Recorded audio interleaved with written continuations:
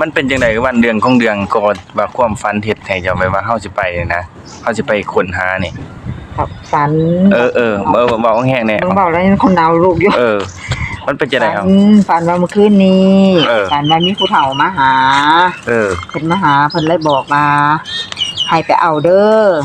มีของอยู่ใต้ต้นโพไซหันให้ไปขวดเบิ่งหากมันย่างมาทางศาลเด้อเพิ่นว่าจังซี่หากสิเห็นเพิ่นก็บอกอยู่หากสิเห็นไปเบิ่งเอาเพิ่นว่าจังซี่ก็เลยว่าเอาสิไปเบิ่งคันแม่นความจริงก็เฮาขวดที่แรกเฮาก็บ่เห็นนั่นเด้ก็เลยมายกมือไหว้ใส่รอบ2นั่นเด้ก็จังมาต่ำหั่นเด้จะเห็นแม่นบ่เห็นก็ยังว่าเห็นแล้วก็เลยหยุดนั่นเด้ก็เลยหยุดมาเนาะสงัดแม่นตกลงเป็นเห็นเนาะเห็นแล้วเห็นโอเคโอเคมื้ออื่นวันที่เท่าไหร่มื้ออื่นนี่มื้ออื่น16เด้มีสุขนำกันเด้อพี่น้องเด้อ16คนดาวลูกมันก็ล่ะเฮ้ยคนหัวกูกี่ล่ะพุ่นน่ะเขาก็สิใส่นำอยู่เนาะคุณนักๆอยู่เนาะผมว่าไม่หยังคนดาวคือลูกเพือกจังซี่เบิ่งดูล่ะโอเคเนาะมีหยังเอาก็สิกระซิบบอก FC เบิ่งเอานี่